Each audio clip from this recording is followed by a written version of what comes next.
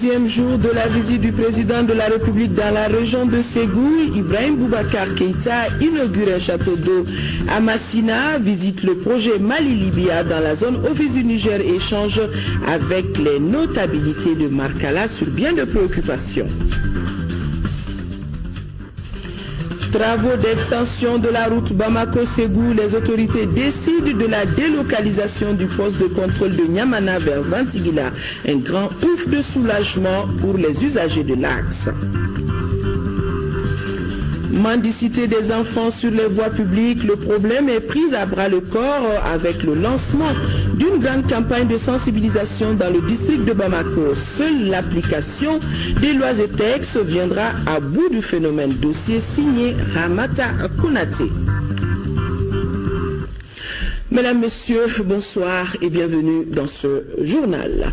Le président de la République poursuit donc sa tournée en 4e région et 36 milliards de francs CFA vont servir dans l'extension du site industriel du moulin moderne du Mali. Le président de la République a posé hier soir la première pierre des infrastructures. Ces usines auront une capacité globale de plus de 322 000 tonnes par an.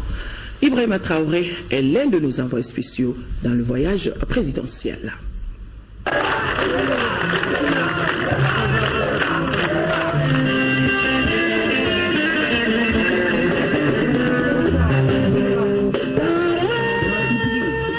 Ce lundi, la longue journée du président de la République s'est achevée par la pose de la première pierre de l'extension du site industriel du moulin moderne du Mali.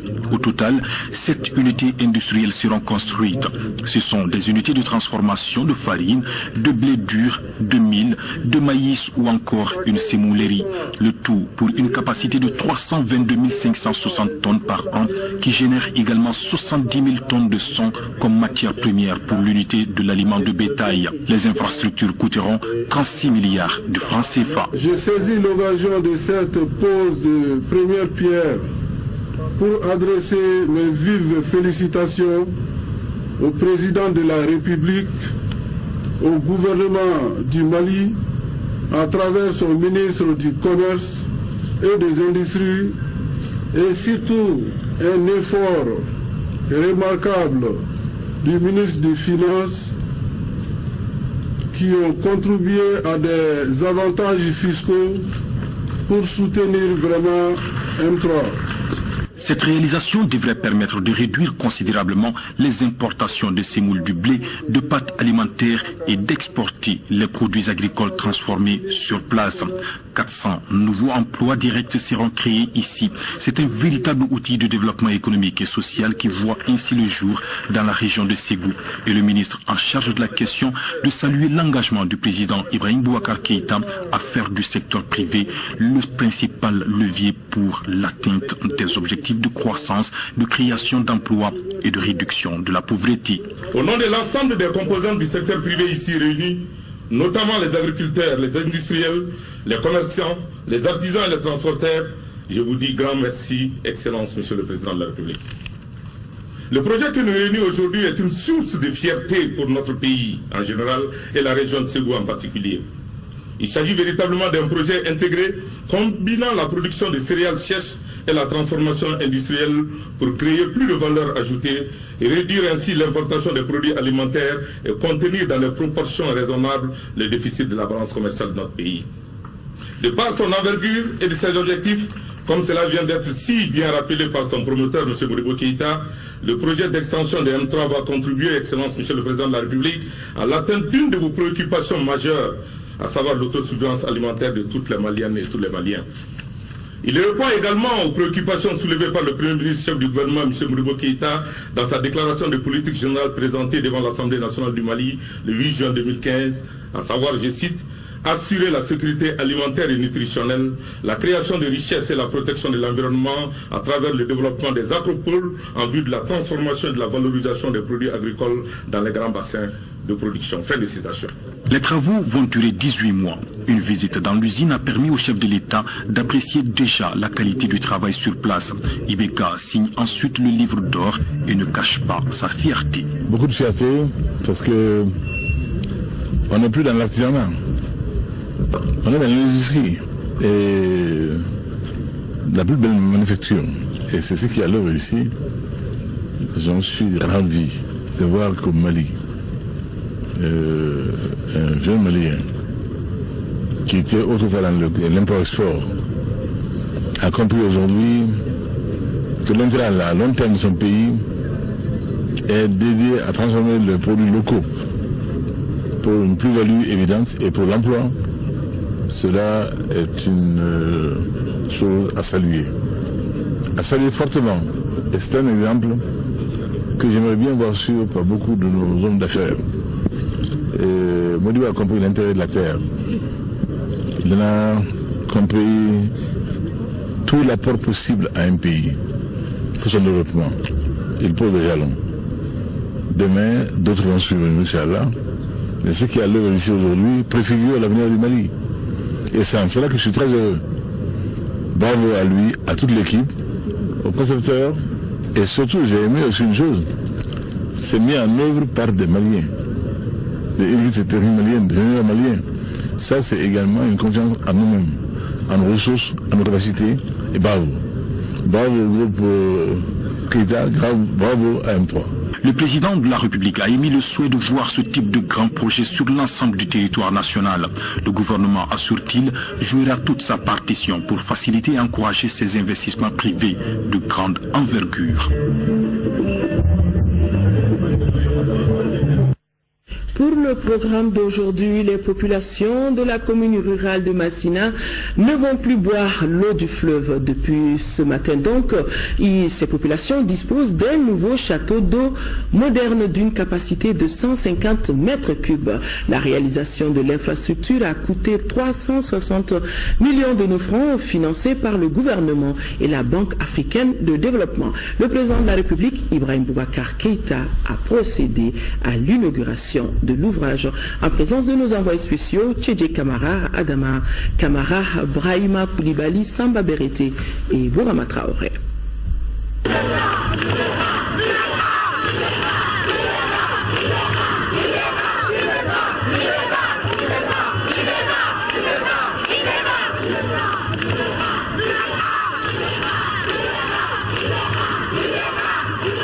L'accès à l'eau potable était un rêve pour les populations de la commune rurale de Massina.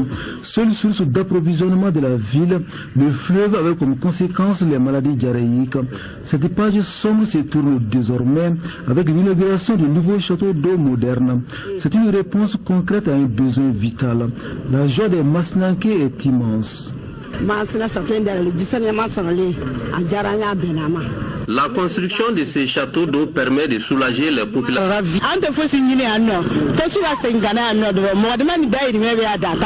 Ça a été une bonne chose. Oui, c'est une bonne chose parce que la circulation devenait encombrante ici. Dans les jours à venir, les postes de contrôle de Senou, Kati et de Moriba Bougou connaîtront le même sort. L'harmonisation des politiques sémencières en vue d'accroître le taux d'adoption des semences de qualité au centre d'un atelier régional qui a débuté ici à Bamako. Il est initié par des institutions sous-régionales comme la CEDEAO, le MOA ou le SILS. Ibrahima Tchokari, compte rendu. La problématique des semences a toujours été une préoccupation majeure des producteurs et des décideurs.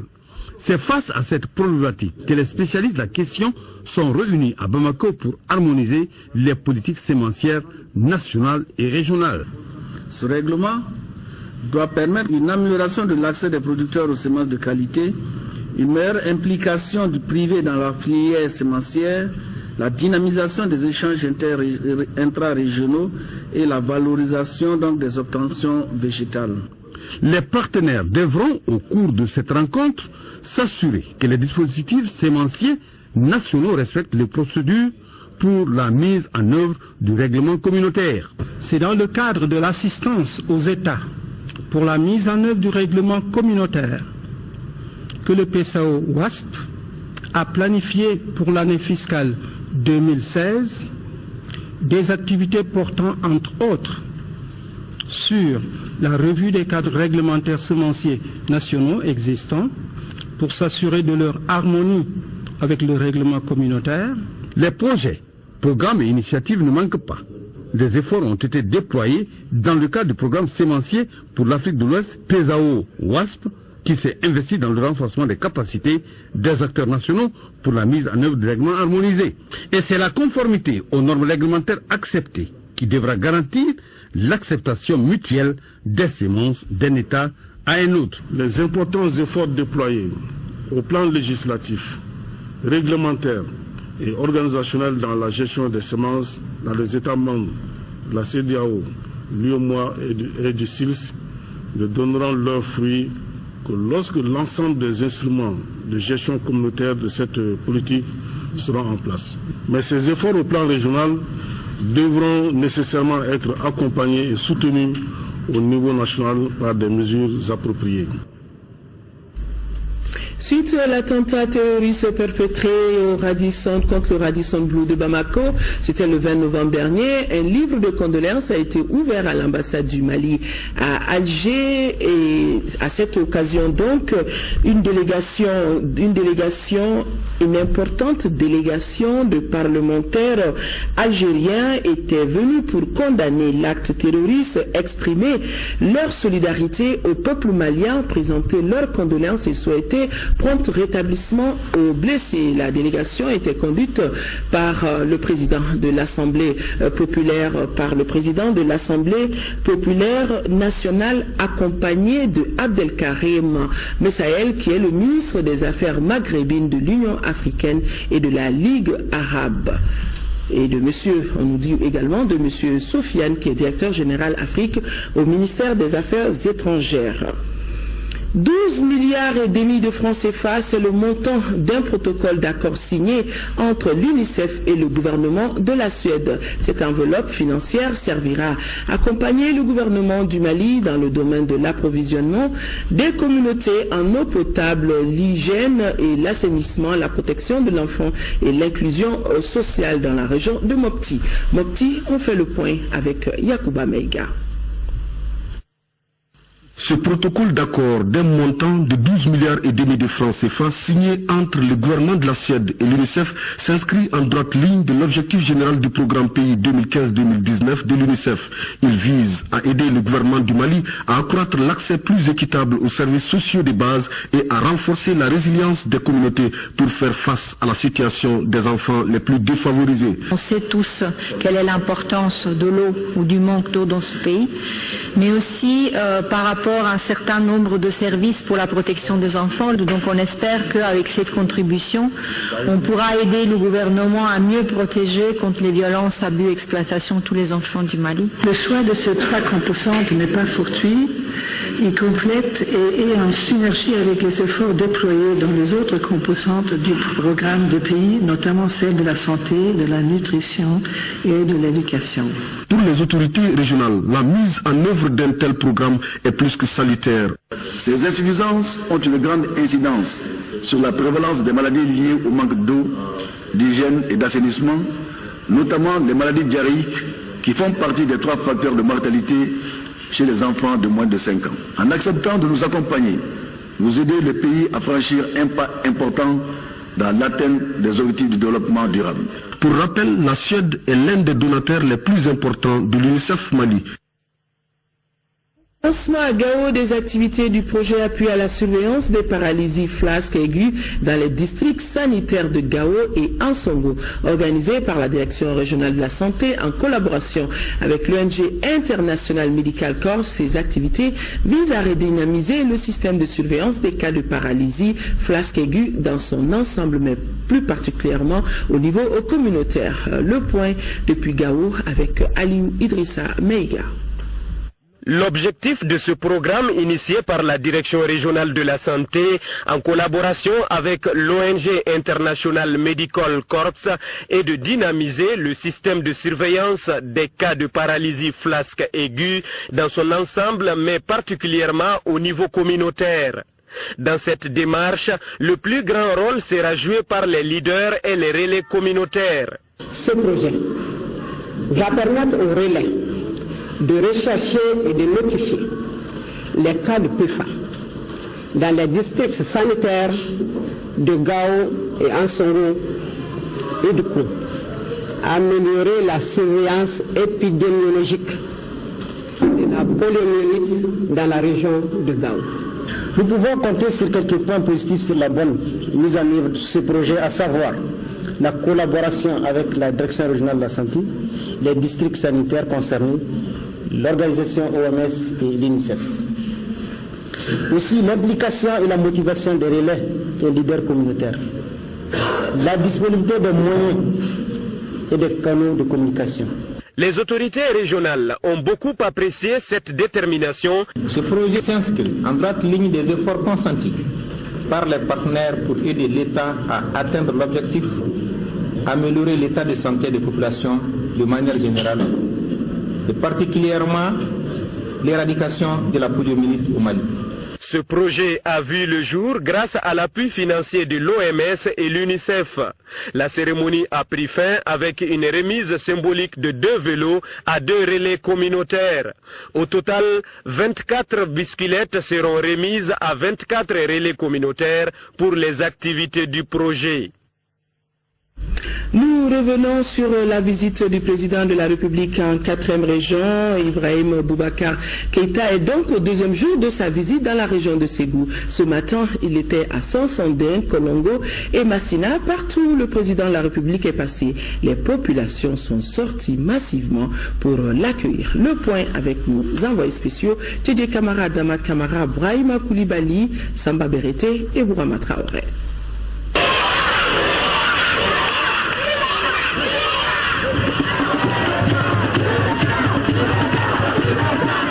Deuxième jour de sa visite dans la région de Ségou, le président de la République Ibrahim Boubacar Keïta s'est encore offert un véritable bain de foule. De Sansanding à Kolongo, en passant par Massina et Markala, le constat était le même. Les populations fortement mobilisées pour accueillir le chef de l'État.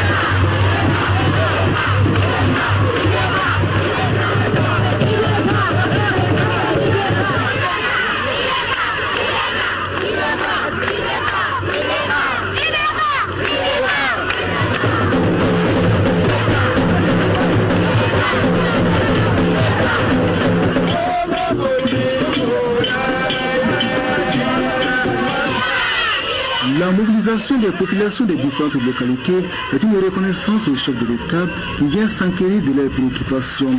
La visite présidentielle est également perçue comme une opportunité pour poser de nouveaux jalons dans le cadre du développement régional.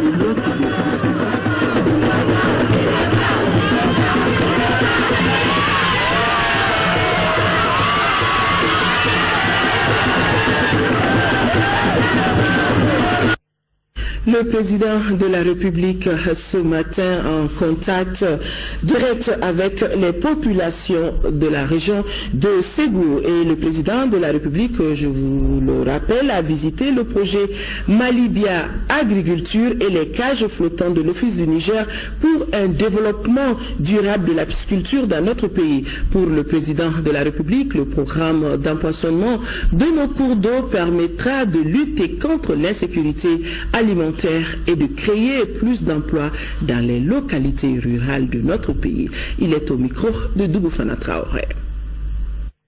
Différents projets mis en œuvre par l'Office du Niger et le ministère de développement rural. La région de la pêche ce matin nous émerveille beaucoup. Ce projet de cage flottante à l'Office du Niger, dans le cadre de la riziculture, est un gage certain de capacité désormais à protéger les ressources halieutiques du Mali, à les préserver et à faire en sorte que chaque jour la production soit à hauteur de souhait pour nourrir l'homme malien pour nourrir la région, mais au-delà, Inch'Allah. Ce que j'ai vu en préfiguration ici, ce n'est qu'une préfiguration qui va s'étendre. Ça va de nature à immerger l'ensemble de la sous-région.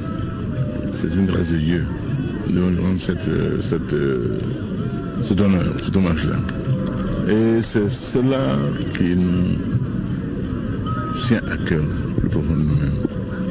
Que les Maliens mangent le faim, que le Malien n'est plus faim. En venant ici, j'ai vu des jeunes gens au bord de la route depuis gamin qui m'ont ému, que j'ai vu dynamique et tellement heureux. Je le comprends. Quand on vit dans cette zone-là, on n'a pas faim. On est heureux et l'avenir semble radieux. Ce qu'il y a en perspective également, que nous avons vu en venant ici, l'aménagement de Farimaké et de toute cette zone-là de l'office qui va s'étendre à perte de vue, et chose fabuleuse qui n'a pas été mise en œuvre depuis 1934, mise en œuvre de l'office du Niger, et depuis la création du barrage de Makala par l'ingénieur français Émile Bellim. C'est merveilleux simplement. Et cet ouvrage-là, après bientôt près de 100 ans, est un ouvrage, un outil merveilleux pour notre pays. Et c'est pour ça que mon combat pour le Niger, la sauvegarde du fleuve Niger, prend tout son sens. Il ne s'agit pas de rodomontade, il ne s'agit pas de fondement à travers le monde, il s'agit de la défense totale et absolument exigée aujourd'hui par le temps, par la règle climatique, par le changement climatique, des intérêts supérieurs de ce peuple malien. Quand le Niger vit, le Mali vit. Qu'à Dieu ne plaise que l'eau soit rare dans le Yoliba. Cela voudrait dire que l'irrigation ne serait plus possible. Cela voudrait dire que la pêche ne serait plus possible. Cela voudrait dire la fin de toute vie. Qu'à Dieu ne plaise. Cela voudrait dire que l'on ne pourrait plus naviguer, aller de Koulikoro à Tombouctou, à Gao. Donc l'équipement du Mali Nord sera difficile, voire impossible. Vous savez que les plus grands pays sont développés à partir des fleuves, simplement parce que la capacité d'emport fluvial est sans commune mesure avec ce qui pourrait offrir d'autres moyens de transport, y compris le chemin de fer. Donc le fleuve est irremplaçable. Et puissions-nous remettre le Niger à flot grâce aux différents projets qui sont maintenant d'accueil international. Notamment la Banque mondiale nous a promis une aide substantielle. À Paris, nous sommes battus bec et ongle pour que le bassin du fleuve Niger soit pris en compte dans les priorités climatiques régionales. Et je crois que ce sera dorénavant une chose entendue. Donc ce que je vois ici m'encourage fabuleusement dans mon travail et me donne de l'espoir. Je suis optimiste pour mon pays. Ce matin, je le suis encore beaucoup plus. Je le suis encore beaucoup plus. Ce pays vaut la peine qu'on se batte pour lui. Et ce pays ira loin. Ce pays ira à son cap, Inch'Allah. Inch'Allah.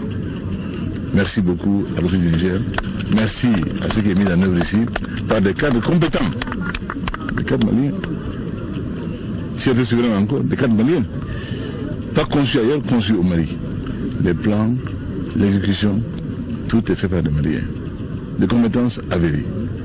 Donc c'est une grande fierté pour moi, c'est l'État du Mali, de venir ici faire ce contrat. C'est pour ça que rien ne vaut le terrain. Rien ne vaut le terrain. Et s'il plaît au Seigneur, Seigneur des mondes, notre Créateur, nous serons sur le terrain, ici et là, pour voir ce que le Mali, dans son génie fabuleux, met en œuvre pour sa survie, son développement et la prospérité de ses enfants, partout. Après donc ce périple, le président de la République est revenu à Ségou pour lancer les travaux des assises nationales de la jeunesse malienne de la diaspora. Ils sont plus de 3000 jeunes réunis à Ségou pour discuter de leur rôle dans le développement socio-économique. Nous reviendrons sur donc ce forum dans nos éditions de demain avec nos envoyés spéciaux.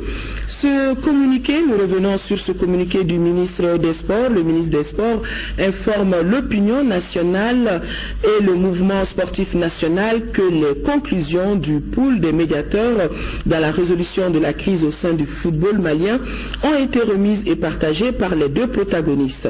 Des réactions sont attendues de leur part dans les jours qui suivent. Ainsi, afin d'éviter l'amplification de la tension au sein du football, le ministre des Sports décide de la fermeture des stades aux compétitions nationales de football jusqu'à nouvel ordre. Cependant, les stades resteront ouverts aux compétitions des autres disciplines sportives. Le ministre des Sports remercie toutes les bonnes volontés qui, de près ou de loin, se sont impliquées dans cette crise et continuent encore à lui rechercher une solution idoine. Plus d'1 milliard de francs CFA, c'est l'enveloppe destinée au projet de diversification alimentaire et l'amélioration de l'eau, l'hygiène et l'assainissement des ménages agro-pastoraux de la région de Tombouctou. Tombouctou, Hamou, Soumaïla. Assister les enfants migrants de Tombouctou, les mineurs non accompagnés victimes de la crise, ensuite valoriser et améliorer les réponses humanitaires, c'est tout l'essence du présent atelier de restitution tenu à Tombouctou. Une initiative de l'ONG Endamali financée par OFDA, Fondation Terre des Hommes, pour une durée de 12 mois. Le projet concernera uniquement la ville de Tombouctou et s'étendra sur 12 mois, afin de faire une analyse détaillée de tous les cas de mobilité des enfants et proposer des réponses personnalisées au cas. La Fondation Terre des Hommes participe depuis 1960 à la construction d'un avenir meilleur pour les enfants démunis et leur communauté, grâce à des approches novatrices et des solutions concrètes et durables. Cette activité de restitution et de valorisation des résultats couplés au lancement du projet, renforcement de la résilience des enfants en mobilité a été mise à profit par les autorités régionales qui ont salué cette preuve de solidarité. Permettez-moi de remercier vivement la Fondation Terre des Hommes, le partenaire financier pour le choix porté sur la ville de Tombouctou. Je remercie également ENDA pour tous les efforts déployés en faveur des populations de Tombouctou en général et des enfants en particulier. Pendant 2 jours, les participants vont débattre de la question de la protection des enfants concernés pour une meilleure appropriation du projet. La douane de la région de Sikasso, résolument engagée dans la lutte contre le trafic illicite de produits contrefaits. C'est ainsi que la brigade mobile d'intervention de la douane vient de mettre la main sur une importante quantité de produits pharmaceutiques contrefaits estimés à plus de 9 tonnes. Sekou Konaté depuis Sikasso. La présente saisie porte sur une importante quantité de produits pharmaceutiques contrefaits composés de comprimés et de sirop. Sa quantité frôle les 10 tonnes. Et c'est à Koutiala que les hommes de la brigade mobile d'intervention de la douane de Sikasso ont mis la main sur cette masse toxique et dangereuse. À partir des informations qu'on avait, nous avons procédé à une descente sur ces différents magasins. Effectivement, à l'arrivée au niveau des magasins, nous avons rencontré un camion qui était rempli de produits pharmaceutiques frauduleux dans la nuit.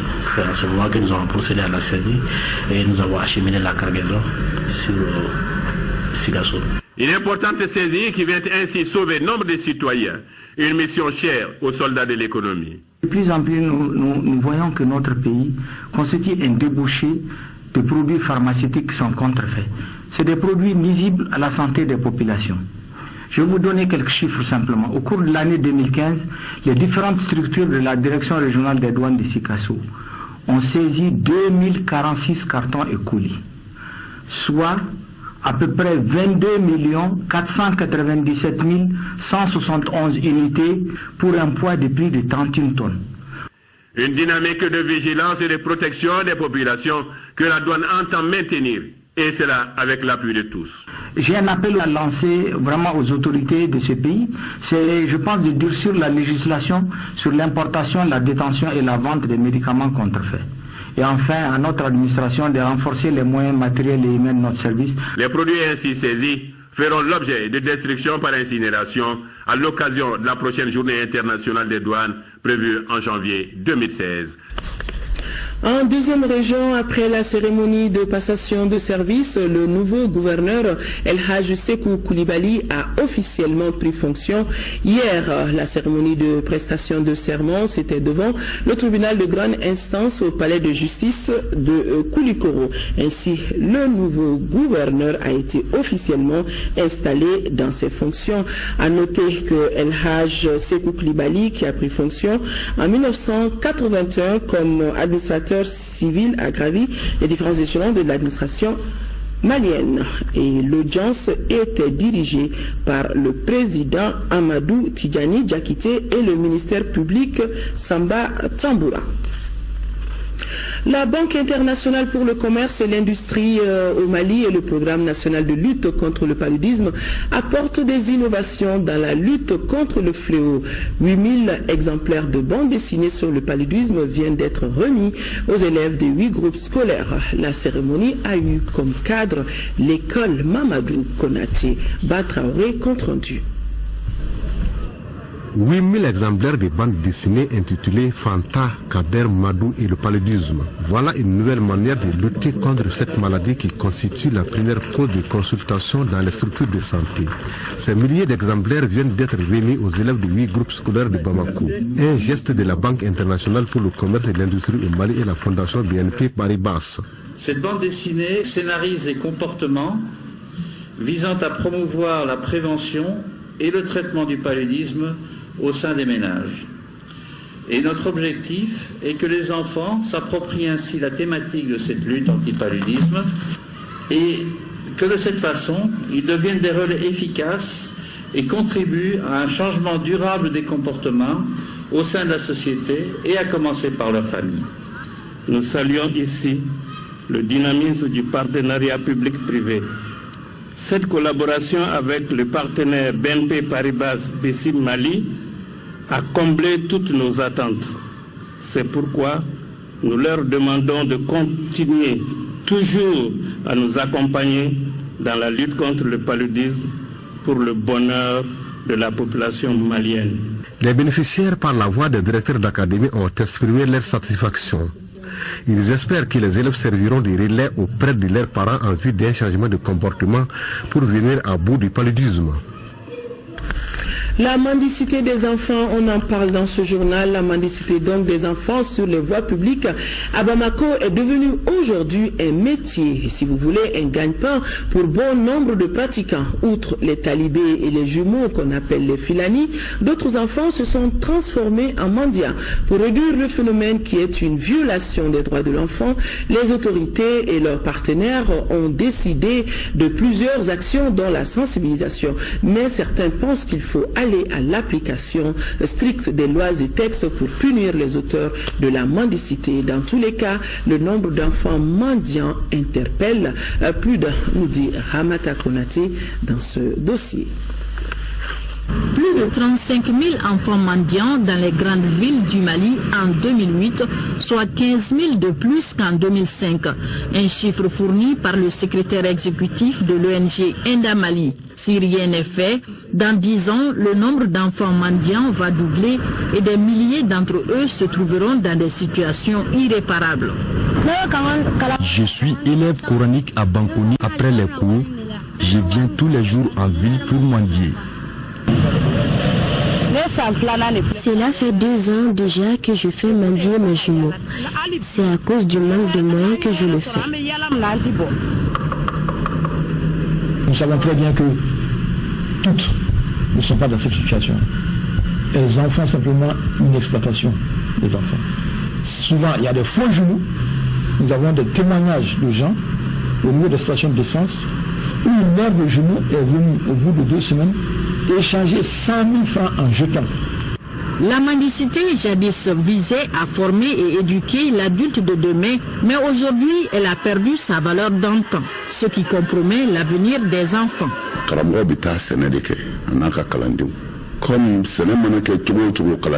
Ce qu'on voit maintenant à Bamako est différent de la mendicité d'autrefois. C'était la stratégie du porte-à-porte, juste pour trouver à manger et pour apprendre le Coran. Maintenant, c'est la recherche de l'argent sur la voie publique, le vol la consommation de drogue.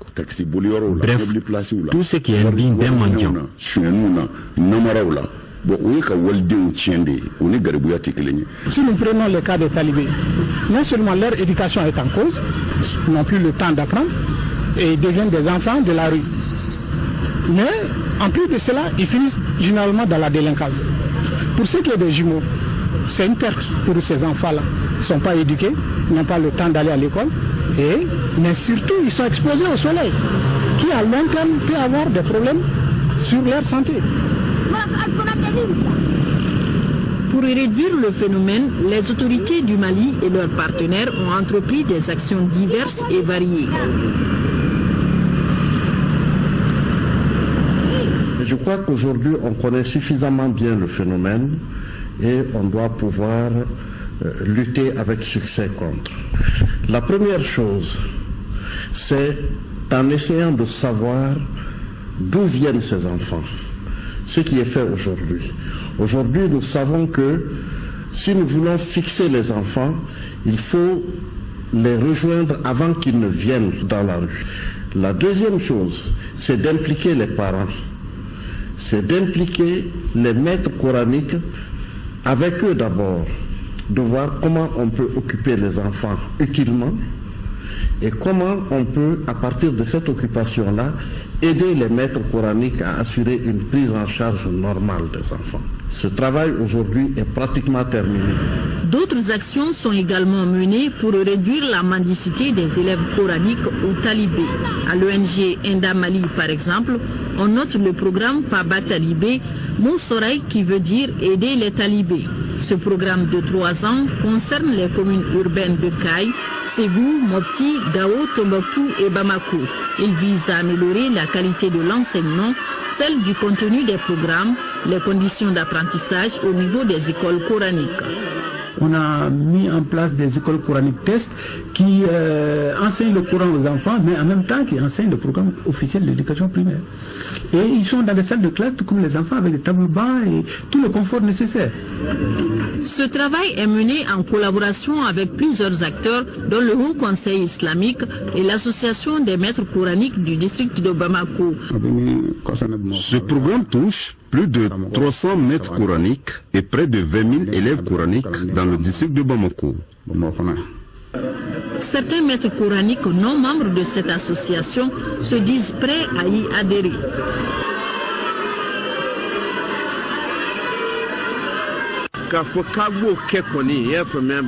J'apprécie l'initiative d'organiser les écoles coraniques en centre d'enseignement formel. Je sais le faire, car en plus de la maîtrise du Coran, j'ai fréquenté un peu l'école classique. Malgré ces efforts, la mendicité des enfants sur les voies publiques se développe. C'est pourquoi certains pensent qu'il faut aller au-delà de la sensibilisation. Il faut que la loi s'applique dans toute sa rigueur. Il s'agit de la loi numéro 01-079 du 20 août 2001, donc portant code pénal en République du Mali. L'article 183, alinéa 1 de cette loi punit les mendiants d'une peine allant de 15 jours à 6 mois d'emprisonnement. L'alinéa 5 de l'article 183 donc va plus loin. Donc pour dire que les personnes qui incitent les enfants mineurs, les enfants à bas âge, c'est-à-dire les enfants qui sont âgés de moins de 18 ans, donc d'une peine d'emprisonnement allant de 3 mois à 1 an. D'autres propositions sont faites pour réduire de façon considérable la mendicité des enfants sur les voies publiques. Que le public comprenne que ce n'est pas vraiment une bonne chose de donner de la pièce de monnaie sur la voie publique aux enfants mendiants. Et pour ce qui est des talibés, il faut aller à l'origine, c'est-à-dire les parents. Souvent, les parents ne savent pas dans quelles conditions leurs enfants se trouvent. S'ils le voient, ils ne l'aient jamais accepté. Je pense que, en plus des autorités, c'est une question de responsabilité partagée. Il faut que les parents s'occupent eux-mêmes de l'éducation de leurs enfants au lieu de les envoyer chez les maîtres coraniques à Bamako. Ces derniers aussi devront savoir que l'exploitation des enfants est un péché. Les autorités publiques doivent aussi jouer leur rôle pour mettre fin à cette exploitation. Chacun de nous doit contribuer au combat contre la mendicité des enfants sur les voies publiques. Cette lutte à la fois individuelle et collective pourra permettre à de milliers d'enfants de jouir pleinement de leur droit fondamental à la vie. L'enfant étant un trésor qu'il faut entretenir pour construire l'avenir d'un pays. Chacun y gagnerait durablement. Tout à fait, Ramata Konaté, vous pourrez suivre un magazine consacré à la mendicité des enfants à Bamako après ce journal. Le président de l'Assemblée nationale, l'honorable Issaka Sidibé, a regagné Bamako dimanche dernier en provenance de Paris où il a participé à l'ouverture et aux travaux préliminaires de la 21e conférence des Nations Unies sur le climat dénommée COP21 les 4 et 5 décembre dernier. À l'Assemblée nationale et au Sénat français, l'honorable Issaka Sidibé a pris part aux journées parlementaires sur le changement climatique en présence du secrétaire général des Nations Unies et de la présidente de l'Union, du président de l'Union parlementaire internationale.